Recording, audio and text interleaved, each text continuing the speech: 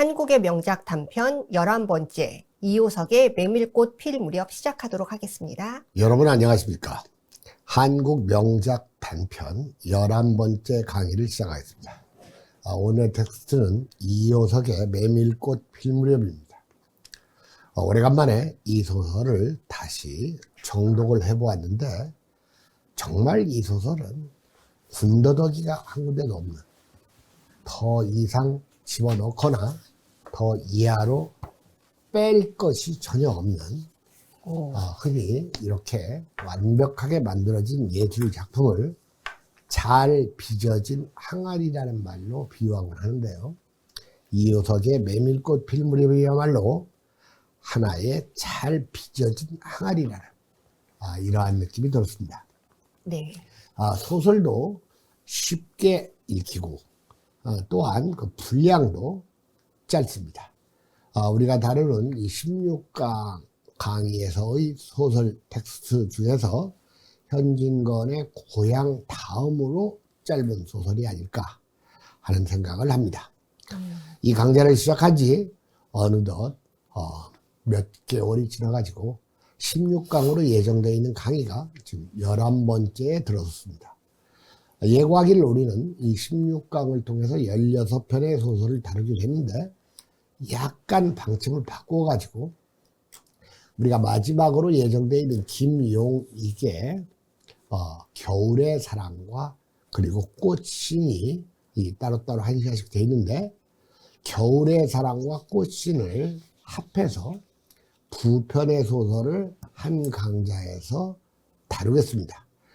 그러면 강의 하나가 줄지요. 그 대신 다른 소설을 하나 추가할 예정인데요. 맨 마지막 추가될 소설은 이문열의 사로잡힌 악령이 되겠습니다. 그래서 맨 마지막 강의 16강은 이문열의 사로잡힌 악령, 그리고 15강에서는 김용익 선생의 소설 두 편 겨울의 사랑과 꽃신을 다루겠다는 예고를 미리 여러분에게 하겠습니다. 네. 이문열의 악령은 다시 읽어보니까 참 재미난 소설이고, 그 다음에 특정 인물을 떠오르게 하고, 또 요즘 이른바 그 가짜 진보 인사들의 어떠한 이중성과 그 내로남불 같은 것을 아주 이른 시간에 간파해가지고 소설화한 작품이라는 생각이 들었어요. 네. 오늘 그 메밀꽃 필 무렵 강의는 그렇게 오랜 시간이 걸리지는 않을 것 같습니다. 한 50분에서 60분 정도 소요될 것으로 예상합니다. 이 메밀꽃 필 무렵이라는 이 제목이 아주 서정적이고 그럴듯하죠. 네. 사실 이 제목은 이 소설의 시간적 배경 그리고 장소, 공간적 배경을 의미하는데 1936년에 조광지에 발표된 이 소설의 배경이 강원도 평창군 봉평면입니다. 이 봉평의 메밀밭 사진 하나를 여러분들이 지금 보고 계십니다. 네. 그런데 사실은 이 소설에서 묘사되고 있는 메밀밭은 이렇게 환한 낮의 메밀밭이 아니고 달빛이 아주 훤히 비치고 있는 소금을 뿌린 듯이 이 하얀 이 메밀꽃이 묘사되고 있죠. 네. 이런 게 이제 아마 그 저녁 시간에 이 메밀밭 이 모습이 아닐까 생각을 합니다. 네. 이 소설은 아주 쉽고 그 다음에 분명한 내용을 갖고 있어서 설명을 하는데 그리 어려움을 느끼지는 않고 또 여러분들도 쉽게 이해할 수 있을 것 같습니다. 일단 먼저 이 메밀꽃 필 무렵의 줄거리부터 여러분들이 소개를 받겠습니다. 김정화 선생님이 한번 줄거리를 낭독해 주시기 바랍니다. 네. 장돌뱅이인 허생원은 어느 여름날 충주집과 농탕 치는 동이를 보게 되고 화를 내게 된다. 그런 허생원에게 동이는 나귀 일을 알려주고 소문과 달리 착한 동희에게 미안해하며 둘은 화해하게 된다. 허생원과 조선달, 동희는 메밀꽃이 핀 달밤을 함께 걸으며 대화장으로 향한다. 그 길에서 허생원은 젊은 날의 추억을 이야기한다. 여기 장돌뱅이는 뭔가 아시죠? 옛날에는 이렇게 그 5일장 또는 7기장 같은 게 열렸고 주로 5일장이 열렸죠. 네, 그러니까 장이 서는 그 시장을 찾아가 가지고 이렇게 장사하는 사람을 장돌뱅이라고 합니다. 장이 네. 서는 마당을 이렇게 돌아다니는 이 장사꾼 장돌뱅이죠.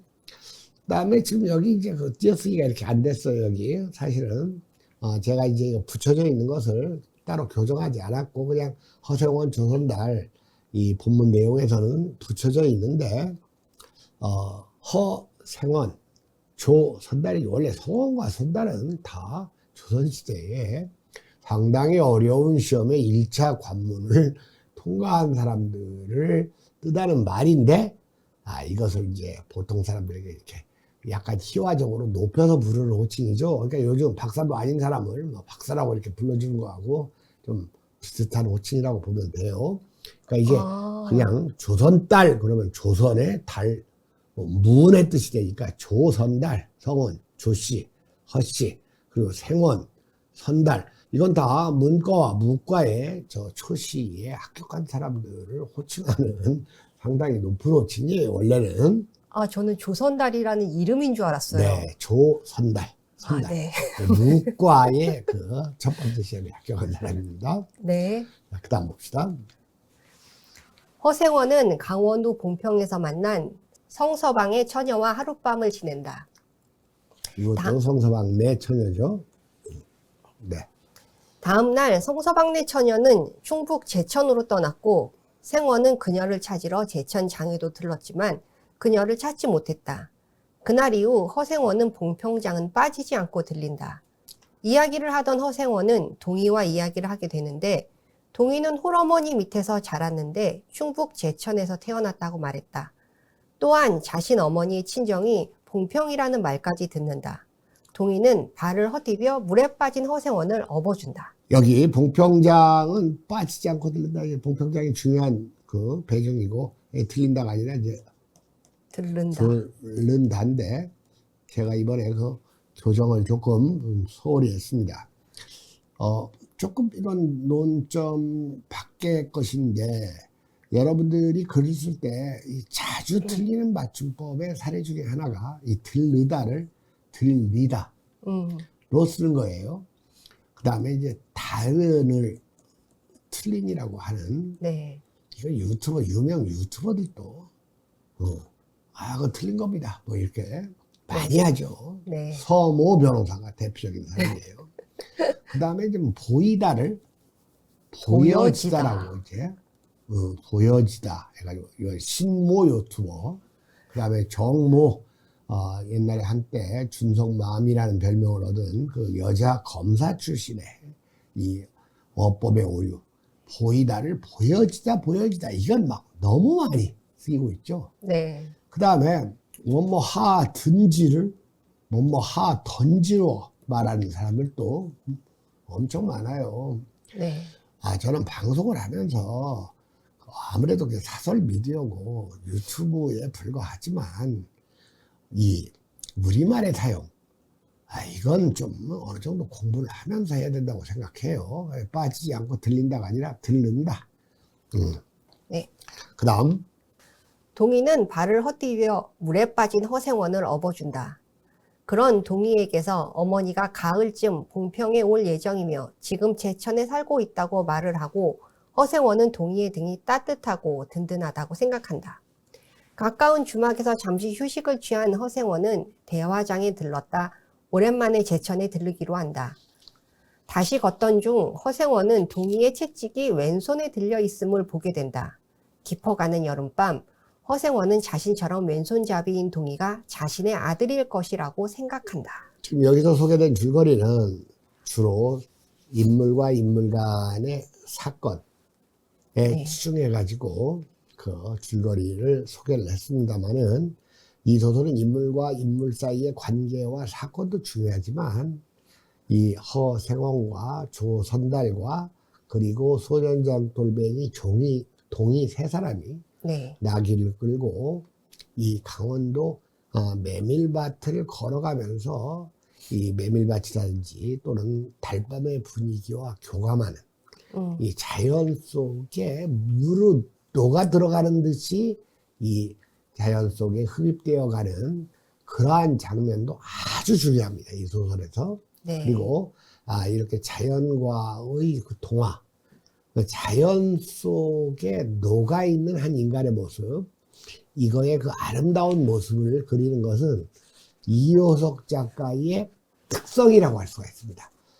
이효석 작가는 별로 특성이 없는 작가인데 특성을 말한다면 바로 그런 점을 말할 수가 있고, 또 이효석의 한 30편 가까운 소설 중에서 쓸만한 소설들은 모두 이렇게 자연과의 교감을 말하는, 자연과의 교감을 제재로 하는 소설 한 두세 편임을 이 자리에서 여러분들에게 밝히겠습니다.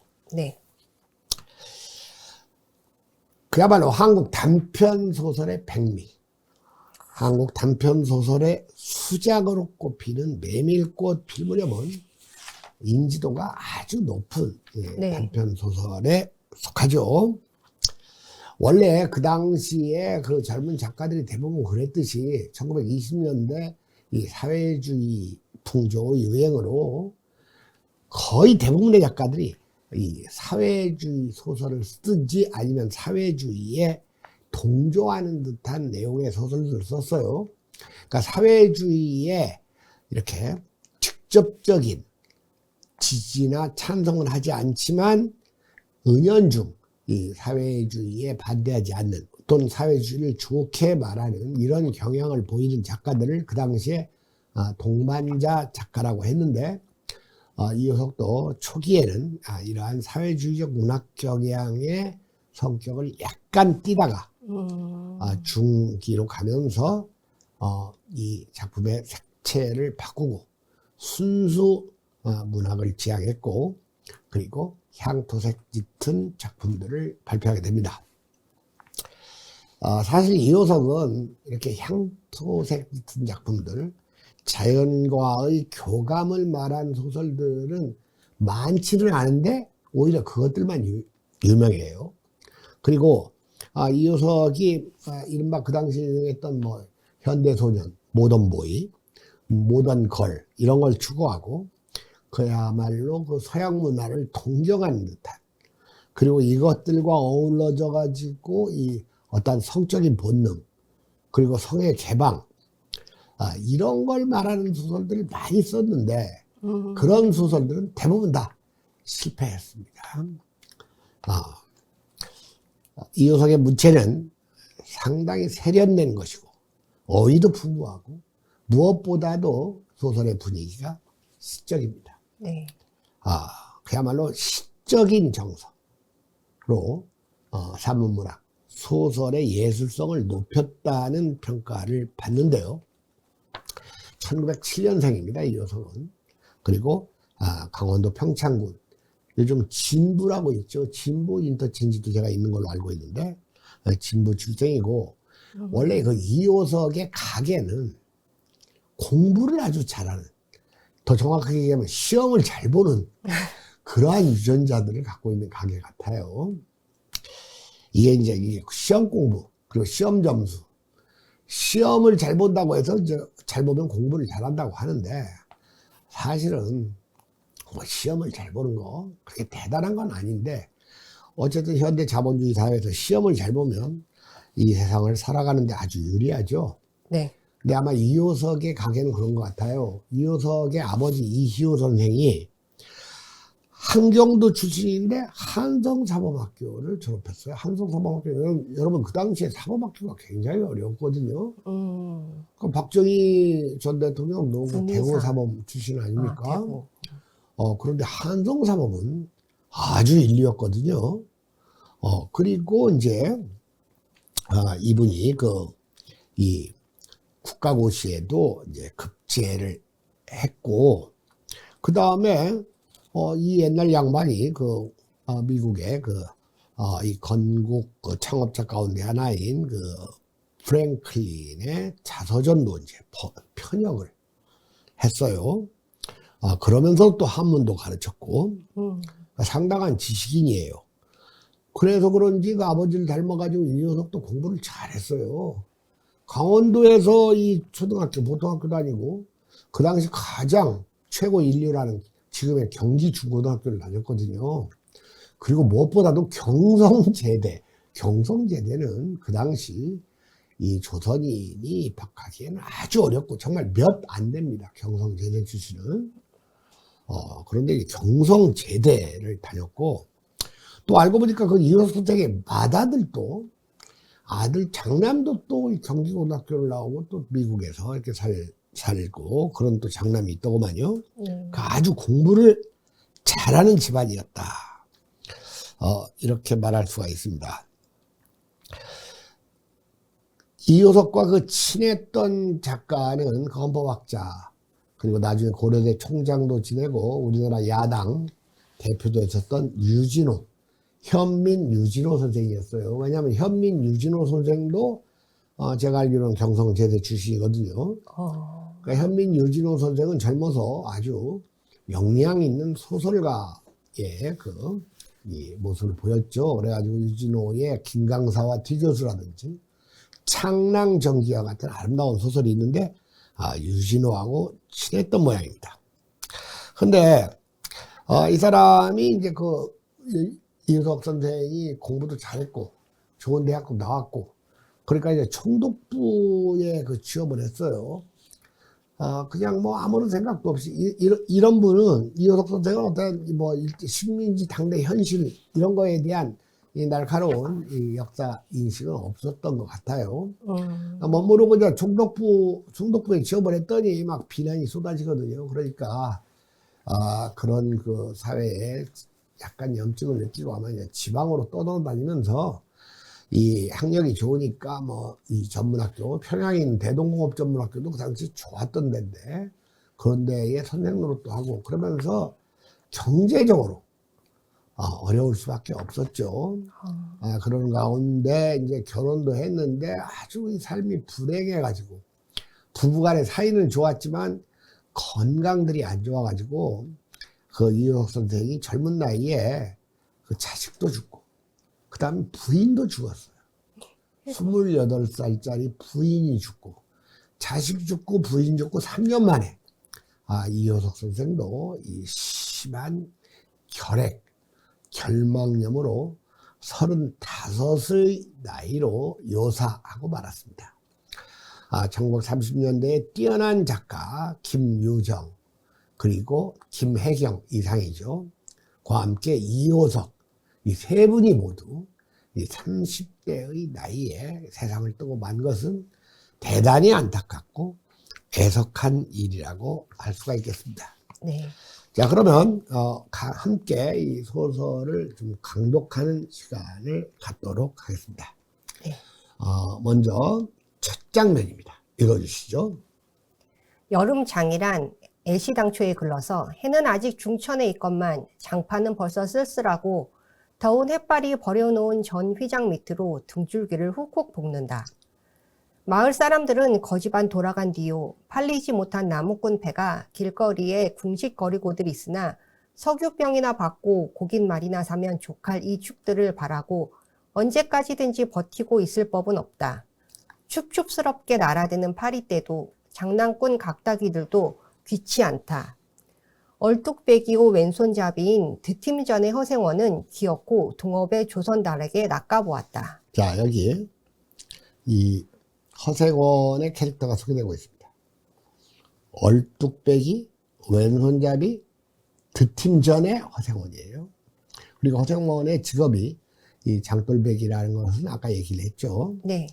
지금 이 장이 끝나가는 파장 무렵에 이 장을 철수하려고 생각하고 있는 이제 허생원의 모습인데 지금 조금 이렇게 그 당시에 이렇게 향토적인 언어들이 좀 나오는데 각닭이라는 건 원래 모기떼를 각닭이라고 하는데 이렇게 모기떼처럼 사람을 아주 귀찮게 하고 힘들게 만드는 이 좋게 말하면 개구장이고 나쁘게 말하면 아주 행패를 부리는 그걸 비유한 말이고 그 다음에 이제 얼뚝배기라는 것은 천연들 알아서 옛날 그 속된 말로 이제 곰보라고 하죠.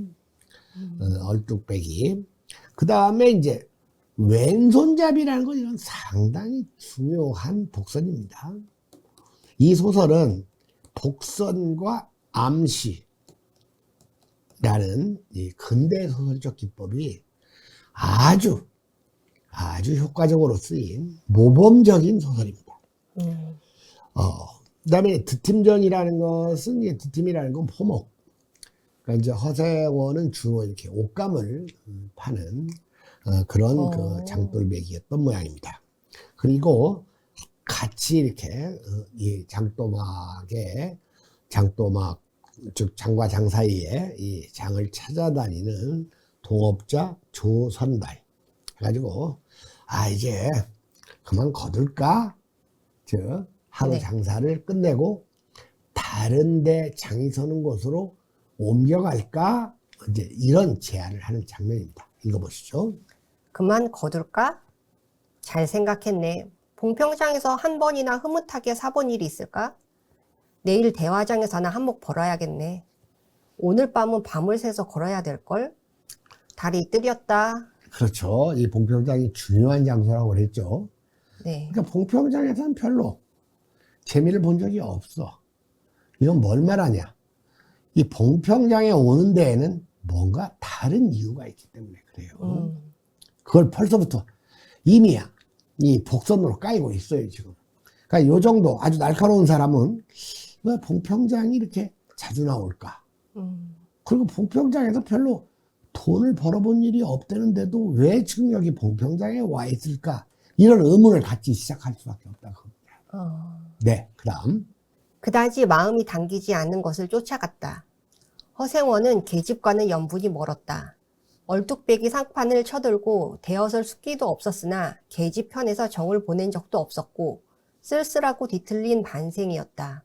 충주집을 생각만 하여도 철없이 얼굴이 붉어지고 발밑이 떨리고 그 자리에서 쏘스라쳐 버린다.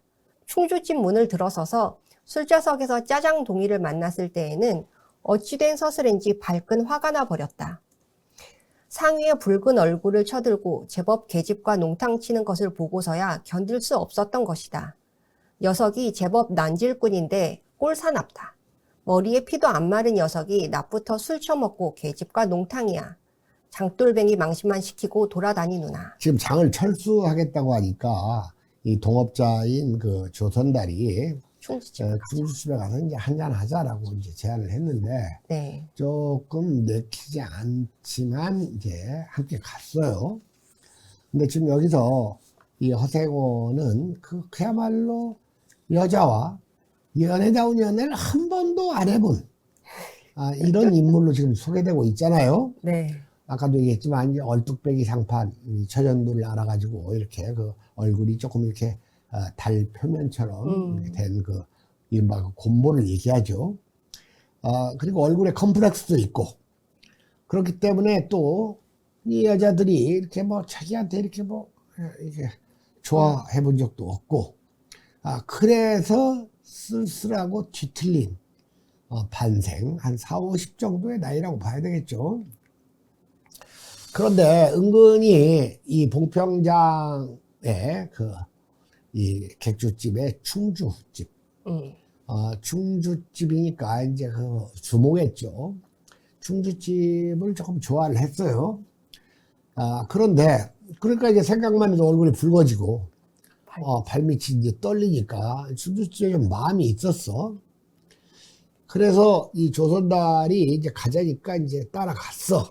갔는데. 그래서 충주집 문을 열고 들어섰는데 거기에 이 짜장이라는 것은 뭐 식품 이름이 아니고 보통 뭐 이런 뜻입니다. 그냥 부사예요. 바로 그때 뭐 이런 뜻이에요. 동이를 만났어. 이 동이는 이제 소년 장돌뱅이거든. 그런데 이 동이 이거 어린 녀석이 자기가 조금 마음에 두고 있는 충주집하고 지금 잘 어울려가지고 장난질을 하고 있거든, 지금. 그러니까 그냥 웬일인지 그냥 열불이 나가지고, 응? 어린 녀석이 대가리에 피도 안 마른 녀석이 낮부터 술 처먹고 개짓과 농탕질이야 하면서 갑자기 또 장돌뱅이 막 대변인처럼 장돌뱅이 망신만 시키고 돌아다니노라 하면서 약간 우리가 독자가 보기에는 얘가 왜 이렇게 화를 내나 이 사람이 할 정도죠. 네. 그러니까 이건 충주집에 대한 그리고 동의에 대한 이 시기와 질투가 지금 발동을 한 거예요. 네. 반평생을 같이 지내온 짐승이었다. 같은 주막에서 잠자고 같은 달빛에 젖으면서 장에서 장으로 걸어다니는 동안에 20년의 세월이 사람과 짐승을 함께 늙게 하였다. 가스러진 목뒤털은 주인의 머리털과도 같이 바스러지고 개진개진 젖은 눈은 주인의 눈과 같이 눈곱을 흘렸다. 몽땅비처럼 짧게 쓸리운 꼬리는 파리를 쫓으려고 기껏 휘저어 보아야 벌써 다리까지는 닿지 않았다. 닳아 없어진 굽을 몇 번이나 도려내고 새 철을 신겼는지 모른다. 굽은 벌써 더 자라나기는 틀렸고 닳아버린 철 사이로는 피가 빼짓이 흘렀다. 냄새만 맡고도 주인을 분간하였다. 자, 지금 이 허생원이 이 장도마의 그 장과 장사일을 함께 다니는 나귀. 나귀를 지금 서술한 장면인데 아주 중요합니다.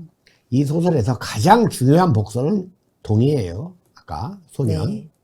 소년 동이고 그 다음으로 중요한 복선이 나귀입니다.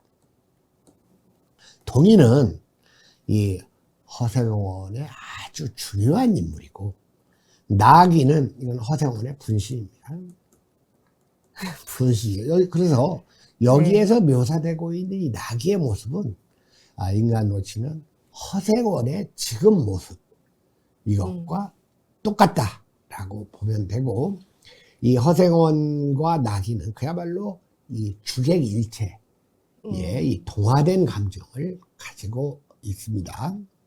그런데 이제 나귀가 이제 그 각다기 때들 장판의 각다기 이 나쁜 애들. 개구장이들 또는 그 남봉 부리는 아이들이 이 나귀를 괴롭히는 그 일이 이제 생겼죠. 네. 자, 그다음 봅시다. 조선달과 동이는 각각 제 나귀에 안장을 얹고 짐을 싣기 시작하였다. 해가 꽤 많이 기울어진 모양이었다. 드팀 전 장돌림을 시작한 지 20년이나 되어도 허생원은 봉평장을 빼놓은 적은 드물었다.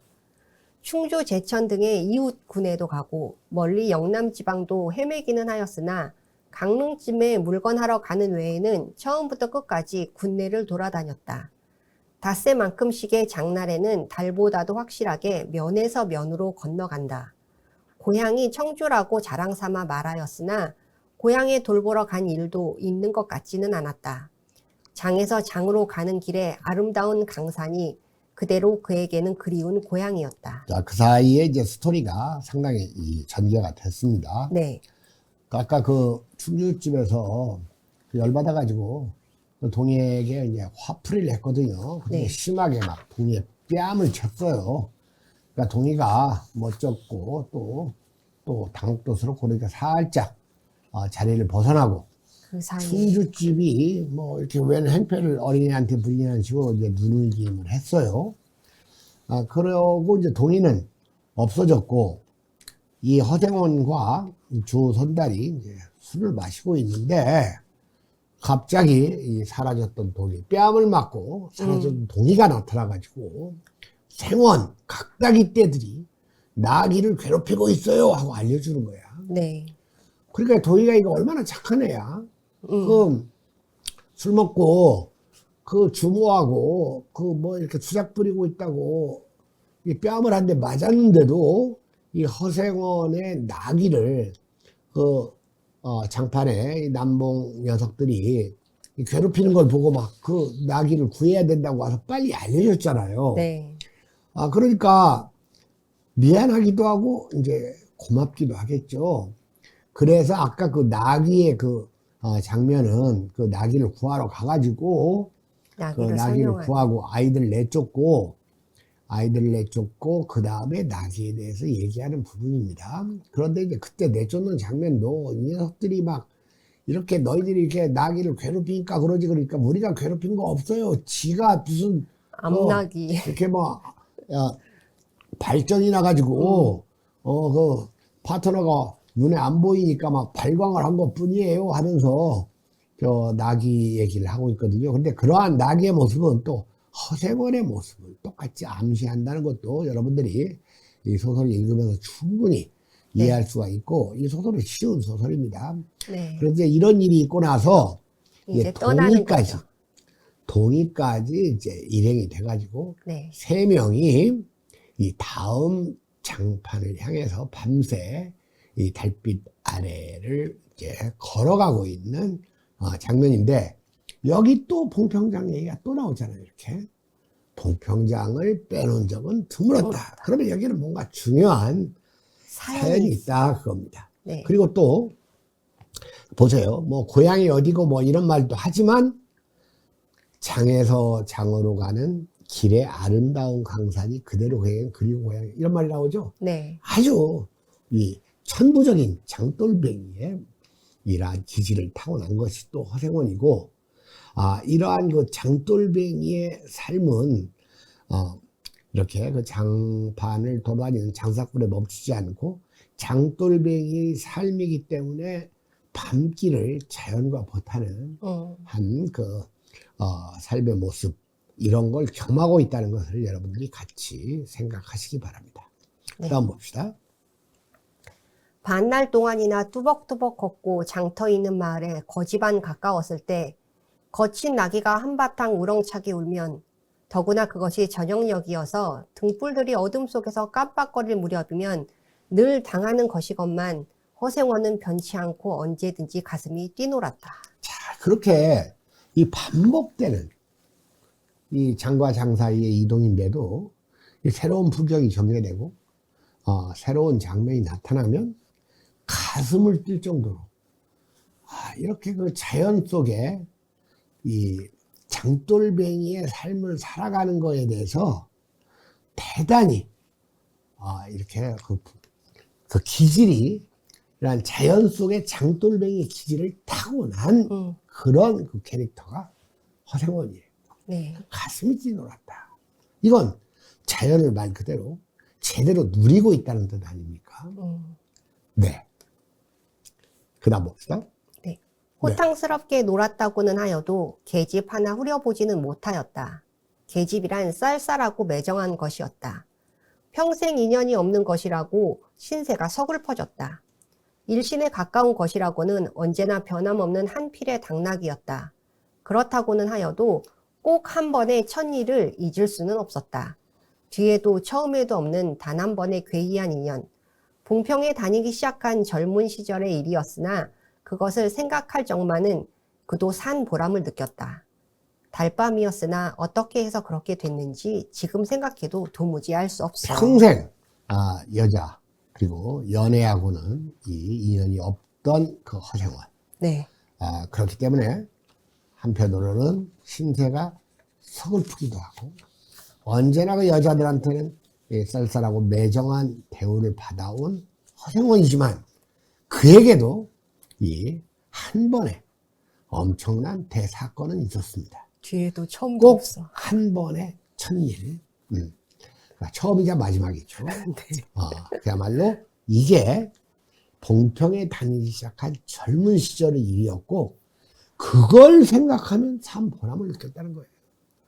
그러니까 자연을 못하는 장돌배기의 삶이 허생원에게 중요하고, 네. 그 다음에 허생원에게 있어서의 인간관계의 보람은 이 봉평에서 있었던 단 한 번의 어떤 사건, 이게 허생원의 삶에 보람을 줄 정도로 아주 중대한 사건이었음을 의미합니다.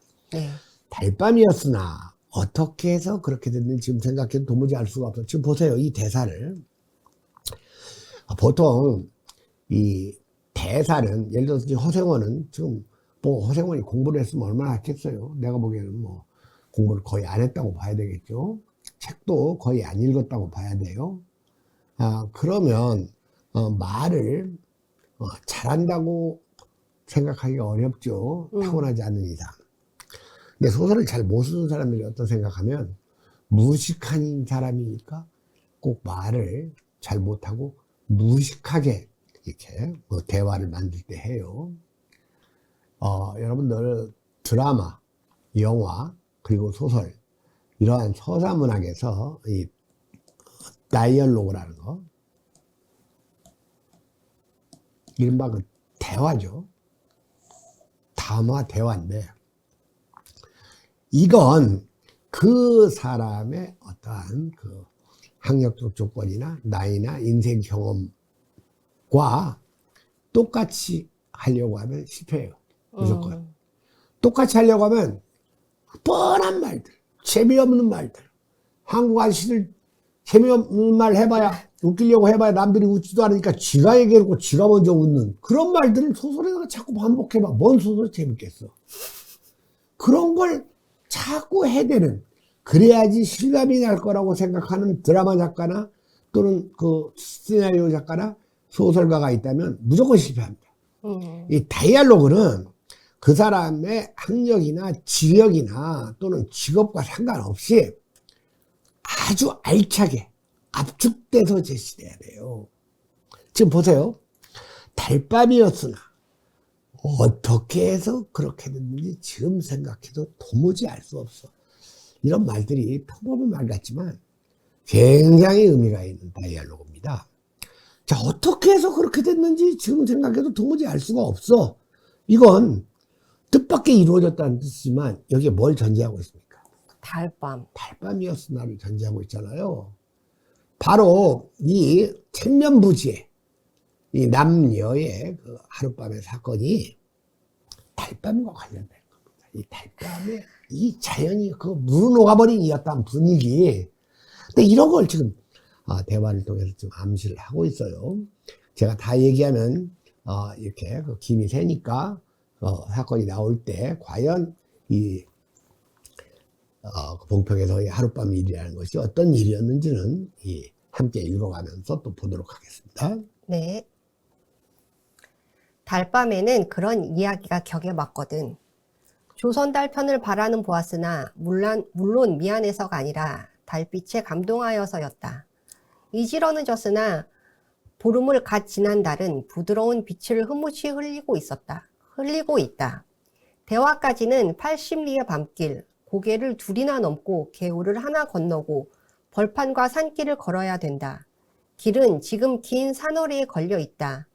밤중을 지난 무렵인지 죽은 듯이 고요한 속에서 짐승 같은 달의 숨소리가 손에 잡힐 듯이 들리며 콩포기와 옥수수 잎새가 한층 달에 푸르게 젖었다. 지금 일행은 그 봉평에서 대화까지 80리의 밤길을 이제 걷고 있어요. 나귀와 함께.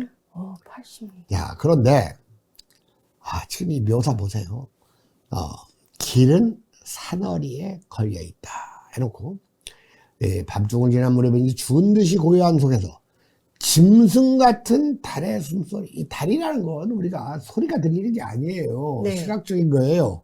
시각적인 건데 짐승 같은 숨소리, 이게 청각화시키고 있지 않습니까? 즉 감각을 바꿔서 표현한다 그겁니다. 감각을 전이시킨다 해가지고 이런 걸 이제 흔한 말로 이제 공감각적 표현이라고 하는데, 이런 건 시의 특성이에요. 산문의 특성이 아닙니다. 자, 그런데 보세요. 짐승 같은 달의 숨소리가 손에 잡힐 듯이 들려. 달이라는 건 눈으로 보는 시각적인 건데 소리도 나고 손에 잡힐 듯이 촉각적이기도 해. 시각을 지금 청각화하고 그 다음에 촉각화하고 있지 않습니까? 이 감각이 막 여러 개가 동원되잖아요. 이런 걸 우리가 감각적 표현이라고 하는 거예요. 그리고 콩포기와 옥수수 잎새가 한층 달에 푸르게 젖었어. 또 보세요. 젖었어. 이게 보세요. 콩포기와 옥수수 잎새는 이건 고체 아닙니까? 네. 고체인데 젖었다라고 액체로 이렇게 바꿔서 표현을 하고 있잖아요. 이런 걸 시적인 표현이라고 하는 거예요. 이런 것 말고도 이효석의 소설은 그 시적인 아름다움이 나타나는 여러 가지 장치가 되어 있는 좋은 문장들이 많습니다. 어쨌든 지금 이 달밤에 이제 걸을 때마다 이 허생원은 옛날 봉평에서 있었던 하룻밤의 이야기를 조선달에게 여러 번 해줬어. 네, 매번. 그러니까 이제 또하기가 멋쩍으니까 달밤에는 그런 이야기가 격에 맞거든 하면서 이제 운을 뗀 거예요. 그 다음 봅시다. 산허리는 온통 메밀밭이어서 피기 시작한 꽃이 소금을 뿌린 듯이 흐뭇한 달빛에 숨이 막힐 지경이다. 붉은 대궁이 향기같이 애잔하고 나귀들의 걸음도 시원하다. 길이 좁은 까닭에 세 사람은 나귀를 타고 외줄로 늘어섰다. 방울소리가 시원스럽게 딸랑딸랑 메밀밭계로 흘러간다. 앞장선 허생원의 이야기 소리는 꽁무니에 선 동이에게는 확적히는 안 들렸으나 그는 그대로 개운한 제멋에 적적하지는 않았다. 자, 지금 이 장면을 생각해 보세요. 세 사람이 이 달빛 아래에 이 나귀를 끌고 이렇게 나란히. 쭉 걸어가고 있는 장면이에요. 이 동이는 이제 맨 뒤에 네. 따라오고 있고, 그런데 소금을 뿌린 듯이 흐뭇한 달빛. 이거에 숨이 막힐 지경이다. 왜? 아름답기 때문에 그런 거예요. 이 대궁이라는 건 이제 두꺼운 줄기. 이것이 향기같이 애잔하고 나귀들의 걸음도 시원하다 했어요. 그런데 이런 표현, 방울소리가 시원스럽게 딸랑딸랑 메밀밭계로 흘러간다. 방울소리는 소리인데 이 소리가 흘러간다. 청각을 또 역시 시각화시키고 있잖아요. 네. 네, 그러면서 지금 이 동이까지 세 사람을 다시 이제 이렇게 환기했습니다. 그 다음 봅시다. 날 기다린 것은 아니었으나 그렇다고 달리 기다리는 논팽이가 있는 것도 아니었네. 처녀는 울고 있단 말이야. 짐작은 되고 있으나 성서방네는 한창 어려워서 들고 날 판인 때였지. 한 집안 일이니 딸에겐들 걱정이 없을 리 있겠나? 좋은 데만 있으면 시집도 보내련만 시집은 죽어도 싫다지. 그러나 처녀란 울 때같이 정을 끄는 때가 있을까? 처음에는 놀라기도 한 눈치였으나 걱정 있을 때는 누그러지기도 쉬운 듯해서 이럭저럭 이야기가 되었네. 생각하면 무섭고도 기막힌 밤이었어. 지금 허생원이 그 개울에서 목욕을 하려고 했어요. 날이 네. 더우니까. 그래서 옷을 벗으려고 했는데 이렇게 보는 사람은 없지만 그래도 옷 벗기가 뭐해서 옷을 벗어서 두려고 방앗간에 들어갔어요. 물방앗간에. 네. 그랬더니 이 성서방네 처녀가 그 자리에서 울고 있었습니다. 예쁘다. 예, 울고 있었는데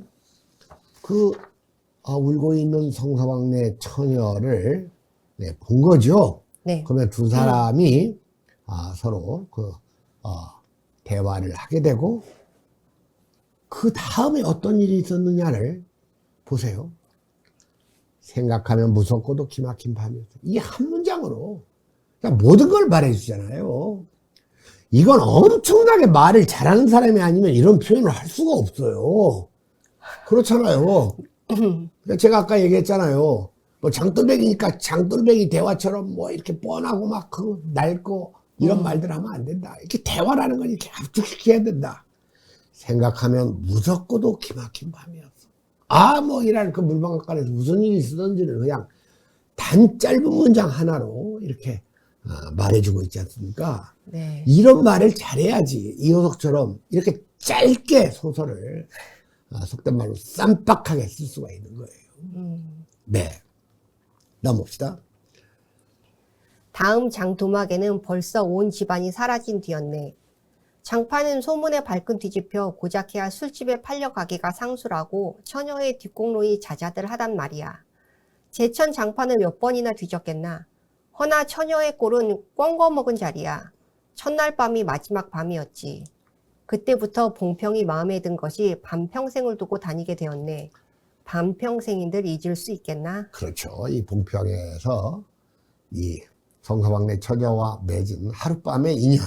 네. 그 뒤에 물론 그 성서방네가 집안이 다 망해가지고 어디로 야반 도주를 해서 어디로 가는지는 모르지만 이 성서방네 처녀를 찾기 위해서 장파를 여기저기 이제 돌아다녔죠. 네. 그러나 이제 못 찾았고 반평생을 두고 이 매번 봉평을 좋아한 것은 이건 성서방의 처녀에 대한 애정이 여전히 계속되고 있는 것을 봉평을 통해서 말하고 있잖아요. 네. 그러니까 이 소설에서 나귀는 허생원의 분신, 봉평은 바로 이 성서방집. 성서방의 처녀와의 음. 인연을 상징하는 장소로서 네. 아주 중요합니다. 수 좋았지. 그렇게 신통한 일이란 쉽지 않어. 항용 못난 것 얻어 새끼 낳고 걱정 늘고 생각만 해도 진저리가 나지. 그러나 늙음악바지까지 장돌뱅이로 지내기도 힘드는 노릇 아닌가? 난 가을까지만 하고 이 생계와도 하직하려네. 대화쯤에 조그만 전빵이나 하나 버리고 식구들을 부르겠어. 사시장천 뚜벅뚜벅 걷기란 여간 이래야지. 옛 처녀나 만나면 같이나 살까? 난 거꾸러질 때까지 이 길 걷고 저 달 볼 테야. 자, 지금 이 허생원의 동료인 그 조선달은 네. 생활인으로서의 장돌백이에요. 그리고 가정도 있고 가족도 있어요. 나이 들어서 이 먼 길을 이렇게 걸어 다니는 일이 힘드니까 이제 좀 직업을 바꾸어가지고 조그만 전빵, 작은 가게라도 하나 내가지고 이제 생활인으로 돌아갈 계획을 세우고 있어요. 네. 그러나 이 천부적인 장돌뱅이인 허생원은 그런 계획이 없습니다. 단 한 가지 이런 계획을 바꿀 수 있는 유일한 존재는 옛처녀입니다. 근데 그 다음 이 대화도 보세요. 옛처녀나 만나면 같이나 살까? 난 거꾸러질 때까지 이 길 걷고 저 달 볼 때, 이런 걸 우리가 이제 수화법으로 대구법이라고 해요. 이 길 걷고 저 달 볼 때, 이거 얼마나 이게 시적인 대화입니까?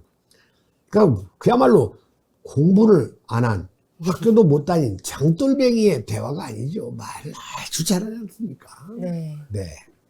그다음에 다음 장면. 네. 총각도 젊겠다. 지금이 한창 시절이렸다. 충주집에서는 그만 실수를 해서 그 꼴이 되었으나 설게 생각 말게. 저 천만에요. 되려 부끄러워요. 계집이란 지금 웬 제격인가요? 자나깨나 어머니 생각뿐인데요. 허생원의 이야기로 실심의 끝이라 동의의 어조는 한풀 수그러진 것이었다. 아비엄이란 말에 가슴이 터지는 것도 같았으나 제겐 아버지가 없어요. 피부치라고는 어머니 하나뿐인걸요. 아까 그 중주집에서 그 따기를 가진 것을 지금 사과한 거예요. 네. 그러나 그것을 정말 동의는 나를 생각해가지고 어린 놈이 벌써부터 계집들하고 수작이나 벌이면 안 될까라는 충고로 받아들여가지고 그걸 좋게 받아들였죠. 그러니까 네. 돈도 아주 착한 사람이란 얘기예요. 그러면서 드디어 자나깨나 어머니 생각뿐이다 하고 어머니가 지금 등장하고 아버지가 없어요. 자, 네. 피부치라고는 어머니 하나뿐인가요? 이런 말도 아비엄이란 말에 가슴이 터지는 것도 같아. 이게 얼마나 지금 말을 잘합니까? 지금 실제로 장돌뱅이 소년의 이 대화 실력이 아니잖아요. 네. 그러니까 여러분들 글 쓸 때 꼭 이런 점을 꼭 감안하셔야 됩니다. 뭐 실감나게 한다고 있는 말 그대로 그 수준 낮은 드라마들 보면 그래서 재미가 없는 거예요. 네. 아비엄이란 말에 가슴이 터지는 건 얼마나 이거 압축된 대화입니까? 자, 그 다음 봅시다. 돌아가셨나? 당초부터 없어요. 그런 법이 세상에. 생원과 선달이 야단스럽게 껄껄들 웃으니 동희는 정색하고 우길 수밖에 없었다. 부끄러워서 말하지 않으려 했으나 정말이에요. 제천 촌에서 달도 차지 않은 아이를 낳고 어머니는 집을 쫓겨났죠. 우스운 이야기나 그러기 때문에 지금까지 아버지 얼굴도 본 적 없고 있는 고장도 모르고 지내와요. 그러니까 아버지가 없다고 하니까 돌아가셨냐고 하니까 애초부터 없다고 하니까 그런 법에 세상에 있을 수가 있나 하고 이제 껄껄껄 웃었다. 그렇죠. 뭐 동전도 안 넣었는데 커피가 나올 수가 없는 거죠. 그런 얘기니까 자기들이 이제 웃는 거예요. 네. 그러나 그 다음 얘기가 나옵니다. 자기 엄마가 달도 차. 달도 차지한 아이를 낳고 집에서 쫓겨났단 말입니다. 그리고 동이는 아버지를 본 적도 없겠죠. 네. 그 다음 봅시다. 모친의 친정은 원래부터 제천이었던가? 웬걸요? 시원스리 말은 안 해주나 봉평이라는 것만은 들었죠. 봉평, 그래 그 아비성은 무엇이고? 알 수 있나요? 도무지 듣지를 못했으니까. 그렇겠지. 하고 중얼거리며 흐려지는 눈을 까물까물 하다가 허생원은 경망하게도 발을 빗디디었다. 앞으로 꼬꾸라지기가 바쁘게 몸째 풍덩 빠져버렸다. 자, 지금 그 동이의 엄마, 모친이 제천에 살고 있다고 하니까 원래 집이 제천인가 하니까 시원스럽게 말은 안 해주면 봉평이라는 것만은 들었다. 자, 봉평입니다. 그 다음에 지금 자, 그렇겠지. 좀 당황했어. 당황하고 있죠? 네. 당황하고 있는 것이 이렇게 발을 빗디디는 행동으로 나타나고 네. 아주 물에 빠져버립니다. 이건 지금 상당한 어떠한 그 충격을 지금 그 허생원이 받았다는 것을 보여주는 장면입니다. 네. 그 다음 봅시다. 허위적 거릴수록 몸을 걷잡을 수 없어 동이가 소리를 치며 가까이 왔을 때에는 벌써 퍼그나 흘렀었다. 옷째 쫄딱 젖으니 물에 젖은 개보다도 참혹한 꼴이었다. 동이는 물속에서 어른을 해깝게 업을 수 있었다. 젖었다고는 하여도 여윈 몸이라 장정 등에는 오히려 가벼웠다. 이렇게까지 해서 안 됐네. 내 오늘은 정신이 빠진 모양이야. 염려하실 것 없어요. 그래, 모치는 아비를 찾지는 않는 눈치지? 늘 한번 만나고 싶다고는 하는데요. 자, 여전히 그 허생원의 관심은 네. 지금 동이의 홀어머니한테 있죠. 물에 빠져도. 네. 지금 어디 계신가? 의부와도 갈라져 제천에 있죠. 가을에는 봉평에 모셔오려고 생각 중인데요. 이를 물고 벌면 이럭저럭 살아갈 수 있겠죠. 아무렴 기특한 생각이야. 가을이랬다. 동이의 탐탁한 등허리가 뼈에 사무쳐 따뜻하다. 물을 다 건넜을 때에는 도리어 서글픈 생각에 좀 더 엎였으면도 하였다. 진종이 실수만 하니 웬일이오 생원? 자, 동이의 탐탁한 등허리가 뼈에 사무쳐 땄다. 이건 물론 다른 사람의 경우에도 뭐 이런 걸 느낄 수는 있지만 유달리 지금 네. 이 허생원과 동이가 이렇게 가까운 어떠한 이렇게 육체적 교감이 이루어지는 것처럼 묘사되고 있잖아요. 이런 것들이 충분히 이 동이가 허생원의 이 혈육임을 암시해 가고 보여주기 시작한다 그겁니다. 네. 조선달이 바라보며 기어코 웃음이 터졌다. 나귀야 나귀 생각하다 실족을 했어. 말 안 했던가? 적골에 제법 새끼를 얻었단 말이지. 읍내 강릉집 피마에게서 말일세. 귀를 쫑긋 세우고 달랑달랑 뛰는 것이 나귀 새끼같이 귀여운 것이 있을까? 그것 보러 나는 일부러 읍내를 도는 때가 있다네. 사람을 물에 빠뜨릴 젠 따는 대단한 나귀 새끼군. 자, 지금 이제 물에 빠지고 조선달이 이제 그거에 대해서 변명하는 거. 이 의문을 표시하니까 나귀를 생각하다가 발을 헛디뎠다라고 얘기해. 네. 원래 피마라는 건 이건 좀 말을 얘기하는 건데 아마 나귀와 이 피마 사이에 서로 이제 교접이 있어가지고 이 나귀가 새끼를 뱉나 봐요. 그럼 당나귀? 네, 그렇죠. 자, 여기서 나귀가 새끼를, 아까 이 나귀는 허생원의 분신이라고 했잖아요. 네. 근데 이 나귀가 새끼를 얻었잖아요. 네. 그러면 나귀의 분신인 허생원도 새끼를 얻었다는 의미가 되는 거예요, 지금. 네. 정확하게 얘기하면 새끼를 찾았다라고 얘기를 할 수가 있겠죠. 네. 그러나 이제 그 영문을 모르는 이제 조선달은 사람을 물에 빠뜨릴 정도면 대단한 나귀 새끼고. 자, 허생원은 젖은 옷을 웬만큼 짜서 입었다. 이가 덜덜 갈리고 가슴이 떨리며 몹시도 추웠으나 마음은 알 수 없이 둥실둥실 가벼웠다. 주막까지 부지런히들 가세나 뜰에 불을 피우고 후투치시어 나귀에겐 더운 물을 끓여주고 내일 대화장 보고는 제천이다. 생원도 제천으로? 오래간만에 가보고 싶어 동행하려나 동이? 자, 여기 이제 봉평장에서 지금 대화로 가고 있고, 네. 그 다음에 이제 제천은 어디인가 제3지역이 있겠죠. 이제 바로 제천에서는 바로 성서왕래 처녀, 즉 동희의 엄마, 네. 동희의 엄마, 그 다음에 허생원의 첫 인연녀, 첫 인연을 가졌던 여자. 그러니까 처음이자 마지막. 지금 이 허생원은 지금 감을 잡은 거예요, 사태를. 네. 보러 가고 싶은 거야. 그러니까 일단 대화장은 예정이 됐으니까 일단 갔다가 이 제천으로. 성서왕래 처녀 동희의 엄마가 있는 제천으로 가겠다. 이거 만나보겠다는 네. 의지를 확실하게 지금 표현하고 있죠. 네. 그 다음 봅시다. 나귀가 걷기 시작하였을 때 동희의 채찍은 왼손에 있었다. 오랜 동안 아둑신이 같이 눈이 어둡던 허생원도 요번만은 동희의 왼손잡이가 눈에 띄지 않을 수 없었다. 걸음도 헷갈고 방울소리가 밤 벌판에 한층 청청하게 울렸다. 달이 어지간히 기울어졌다. 맨 처음에 그 허생원이 얼뚝배기로 왼손잡이인 허생원 해가지고 왼손잡이가 나왔죠. 네. 그리고 동희의 채찍이 왼손에 있다는 것으로 동희도 왼손잡이인이 얘기되고 있어요. 물론 여러분들 왼손잡이가 유전은 아니에요. 네. 그러나 이 소설에서 허생원과 동희가 똑같은 왼손잡이라는 것은 이 둘이 부자의 관계임을 얼마든지 암시하는 데 성공하고 있습니다. 그야말로 어둠의 귀신같이, 어둠의 귀신이 아둑신이거든요. 눈이 없던 허생원도 동희의 왼손잡이를 봤어.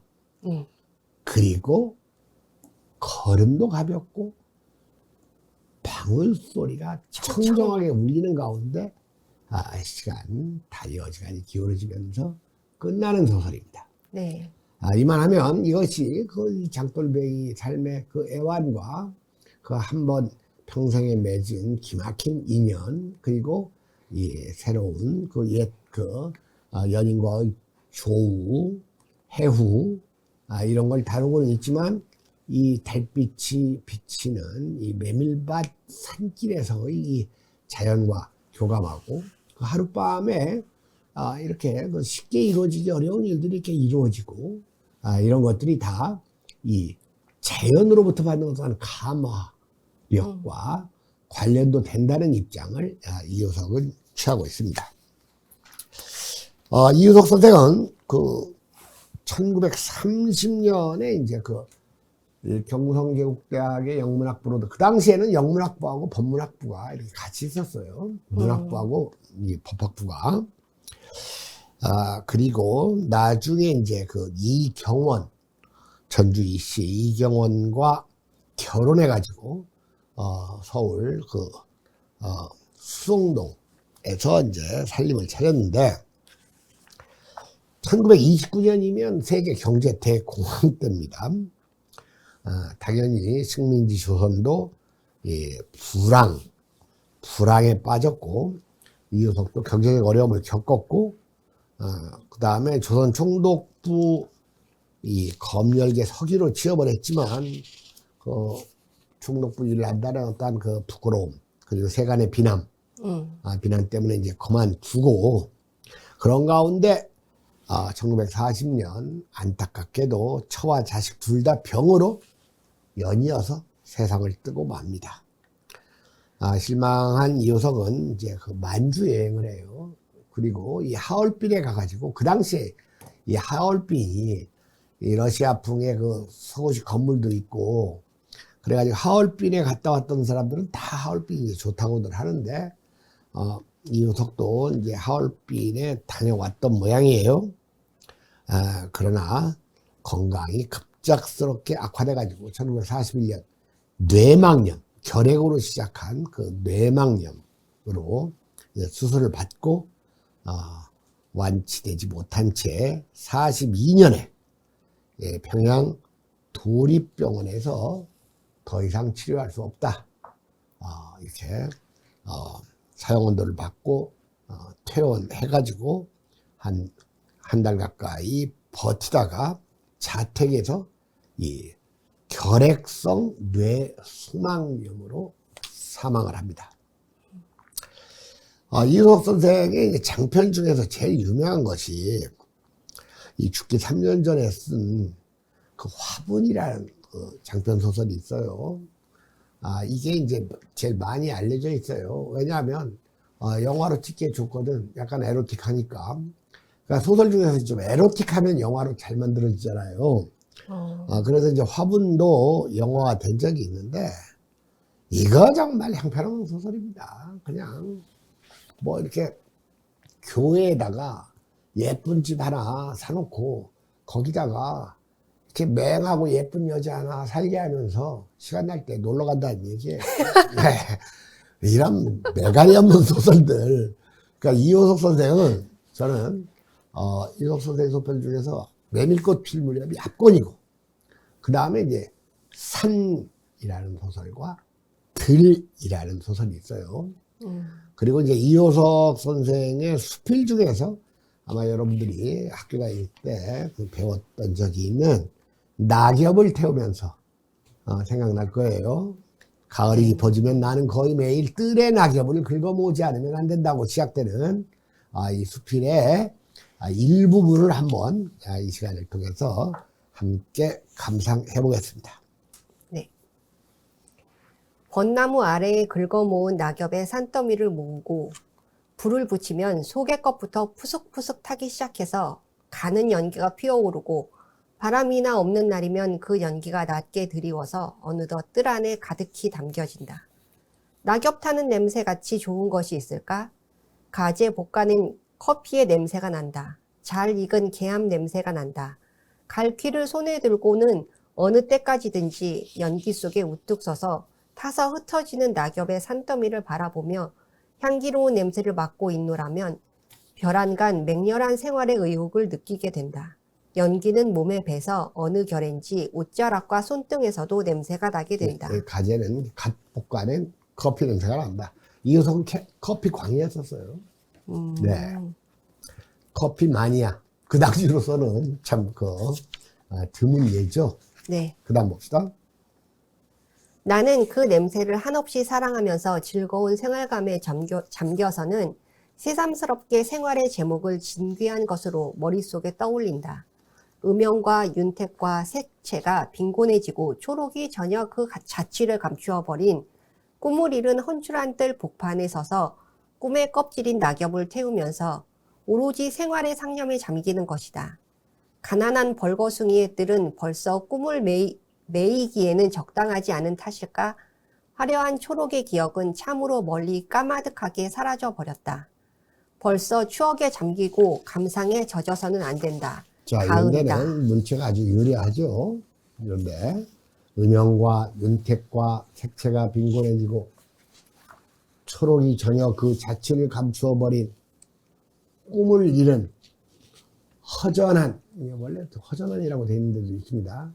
허전한 뜰 복판에 서서 해가지고 여러 가지가 뜰 복판을 이제 수식을 하는데, 이 글에서 낙엽을 꿈의 껍질이라고 얘기하고 있어요. 네. 꿈의 껍질이니까 이 꿈의 껍질을 태워 없애야지 꿈이 생길 거 아닙니까? 그야말로 이렇게 새로운 그 생활의 의욕. 그러니까 낙엽을 태우는 행위는 꿈의 껍질을 없애버리는 거니까 새로운 꿈을 갖는 생활의 의욕을 주는 이러한 행위입니다. 그러니까 원래 이제 가을에 이 낙엽이라는 것을 뭐 이렇게 뭐 사랑하는 내 님의 뭐 책갈피 속에 들어있는 낙엽 해가지고 대단히 낭만적으로 생각하는 이런 건 이제 아주 이렇게 단순한 낙엽에 대한 입장이고, 대체로 시에서 이 낙엽은 쓰잘데없는 거, 이렇게 버려야 될 것, 실제로 쓰잘데없는 거죠. 이렇게 이제 많이 얘기되고, 이런 점이 이제 그렇게 이효석의 소설이 촌스럽지 않은, 벌써 이 소설이 나온 지가 지금 100년 가깝지 않습니까? 자, 이건 물론 소설은 아니고 수필이죠. 다음 맞아볼까요? 다음 봅시다. 가을은 생활의 시절이다. 나는 화단의 뒷바라지를 깊게 파고 다 타버린 낙엽의 재를, 죽어버린 꿈의 시체를 땅속 깊이 파묻고 엄연한 생활의 자세로 돌아서지 않으면 안 된다. 이야기 속의 소년같이 용감해지지 않으면 안 된다. 그러니까 이렇게 생활의 의욕을 강렬하게 느끼고, 좀 더 의욕적으로 활기차게 이야기 속의 소년처럼 살겠다는 글을 왜 썼겠어요? 뭐가 잘 안 풀리니까 그런 거예요. 이효석이 삶이 안 풀릴 이유는 학벌이 너무 좋은데 경성제대라는 학벌은 소설가하고는 안 어울리는 학벌이야, 첫째로. 두 번째로, 이분은 공부를 좀 미리 했기 때문에 서양 문물을 다른 그 지보다 먼저 섭취를 했어. 사실 먼저 섭취를 하는 게 탈이 납니다, 항상. 나보다 지가 먼저 봤다는 것 때문에 그걸 엄청나게 높이 평가해요. 그래서 이효석이 이게 서양 문명을 흉내내고 서양 문물을 동경하고 서양 문물을 소재로 삼은 글들은 다 실패했습니다. 경성, 제대 출신인 건 뭐건 강원도 촌놈으로서 조선인의 입장에서 향토적이고 서정적인 이 한국의 자연을 얘기한 두세 편의 소설이 아주 빼어난 소설로 이렇게 나타났다는 것은 우리에게 시사하는 바가 큰데, 김동리와 같은 이 소설의 대가가 이효석을 아주 높이 평가, 소설을 배반한 소설보다, 이게 무슨 말이냐, 시적인 소설을 썼다는 거예요. 근데 여러분, 시라는 것은 소설하고 가장 큰 차이가 압축되어 있다는 점 아닙니까? 네. 그래서 제가 아까 이효석의 메밀꽃 피무렵의 영알로 더할 것도 없고 덜할 것도 없는, 군더더기라고는 전혀 없는 딱 알맞는 분량에 잘 빚어진 항아리와 같은 소설이다. 네. 이런 평가를 했는데, 이렇게 시적인 자연과의 교감을 드러내고 있는 이효석의 또 다른 대표작 산의 일부를 감상하고 짧게 오늘 네. 강의를 마치겠습니다. 산의 일부입니다. 읽어주시죠. 산속의 아침 나절은 졸고 있는 짐승같이 막막은 하나 숨결이 은근하다. 휘젓한 산등은 누워있는 황소의 등허리요. 바람결도 없는데 쉴 새 없이 파르르 나붓기는 사시나무 잎새는 산의 숨소리다. 첫눈에 띄는 하얗게 분장한 자작나무는 산속의 일색. 아무리 단장한 대하 사람의 살결이 그렇게 힐 수 있을까? 수북 들어선 나무는 마을의 인총보다도 많고 사람의 성보다도 종자가 흔하다. 이게 소설 문장이에요. 산이 소설입니다. 수필이 아니에요. 대단히 어떻게 보면 수필 같고 시적이기도 하죠. 네. 오늘은 그 이효석의 이 탁월한 단편 소설, 여러분들이 잘 알고 있는 메밀꽃 필 무렵을 한번 들여다봤습니다. 자, 11번째 한국 명작 단편 강의를 마치겠습니다. 수고들 하셨습니다.